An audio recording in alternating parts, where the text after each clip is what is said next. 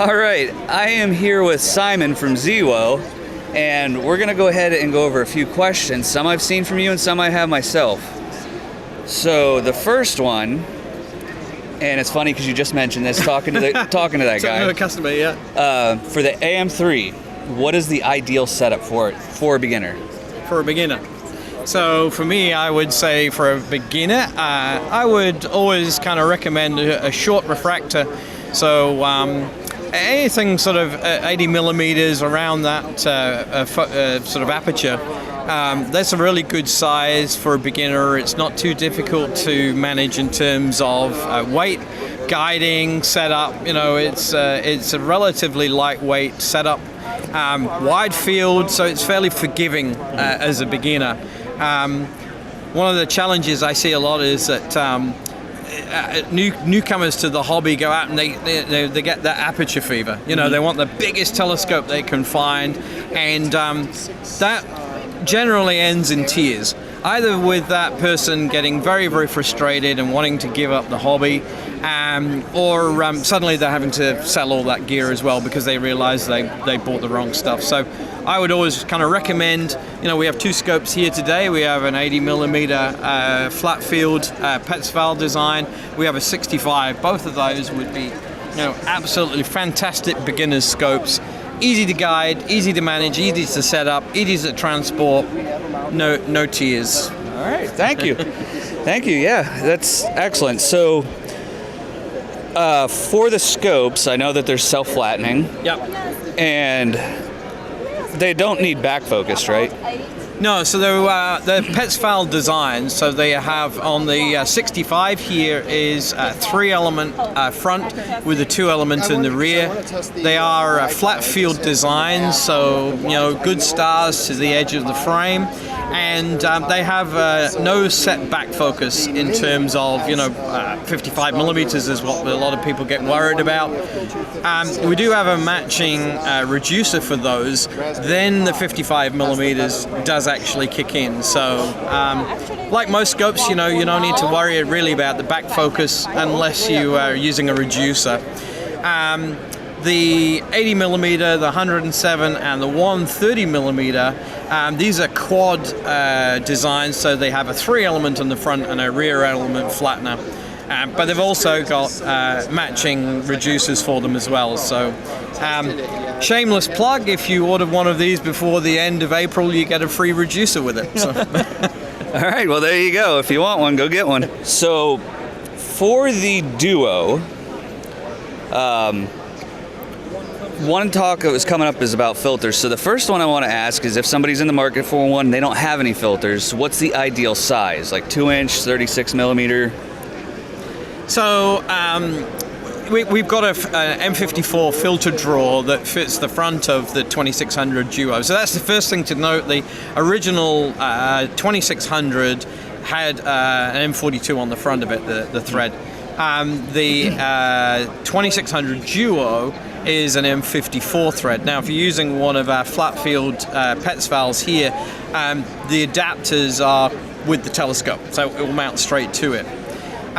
If you're not using any kind of filter, then you can just screw this to the telescope. The 2600 has a built-in UV-IR cut, so and that actually, one of the interesting things is that even covers the guide chip, which is quite an interesting one because normally we don't bother with UV-IR filters on guide chips, but on these ones it actually covers it. If you're going to use just standard color imaging, then obviously that's not an issue. If you want to use a narrowband filter, then yeah, you'd need that M48 filter, standard sort of 2-inch size. Now, I had a look at this earlier on because this is a question that's come up a lot today. With the filter drawer and the filter frame in there, it is right at the edge of that, you know, guide chip. So the team tell me in China that isn't a problem, and using a dual band filter, you can use up to down to a 5 nanometer bandwidth. So a 7 nanometer, you know, standard sort of, you know, L-Extreme, you know, dual band filter will work fine. The 5 nanometer works okay as well. You may need a slightly longer exposure for those filters, but they do work. Now, I can't see a monochrome version of this coming because 3 nanometer is, a step too far. There's not enough light going to come through those filters. Yeah, that guide camera will probably struggle just a little bit. Yeah, it's going to struggle to see some stars through a 3 nanometer filter. So far, I will be taking one of these home with me. So I'll be doing a lot of testing and reps specifically around that because that's something that I'm quite interested to see too. Excellent, thank you. And you actually answered my second question about the nanometers. Right, there we go. All right, so, no, it's not out yet, but this is about the rotator. Yep. Will this work with the DSLR adapter rings? Yeah, it should do. Okay. So the camera angle adjuster is the same thickness as our standard 16.5 millimeter adapter.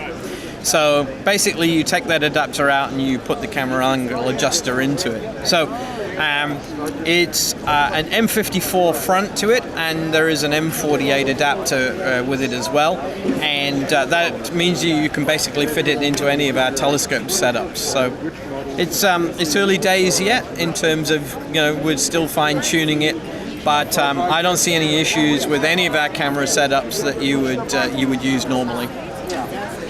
Well, yes and no. So with it being a 48 millimeter, there are a couple rotators out there that go clear up to 68, I believe, to allow full frames. Yeah. Are there any plans for that, like a larger version to allow full frame? No, not at this point, but it is M54 on the front of it as standard. There is an adapter to take it down to 48, so you can end up with an M54 on the front. Once you get up to 68, like that medium format monster on the table behind there, that's a different level completely. So who knows? Maybe we'll come out with a rotator at that at some point. All right. Well, just trying to think of you full frame users out there, so keep an eye out just in case. All right. Now, the little guy that's sitting right here on the table, the SeaStar. Ah, yes. So I think it's going to be a very interesting outreach tool. Yep. Now, looking at it here, the tripod is built for tables. Yep. I'm assuming it's completely built for tabletops. Now, say I don't have a table with me and I want to do some outreach. Can I just put it on my regular camera tripod? Sure can. It's got a 3/8 thread on the bottom of it, so you can unscrew the little tripod there and stick it on any camera tripod you like. So, yep. Perfect. I don't want people tripping over it, No, you know? not me. I'm the same. I can't reach down that low. Now, one of the things is I am a dark sky advocate, so how does this handle light pollution? I live in Pittsburgh, and if I take it up near downtown Pittsburgh, how well is it going to handle that for outreach?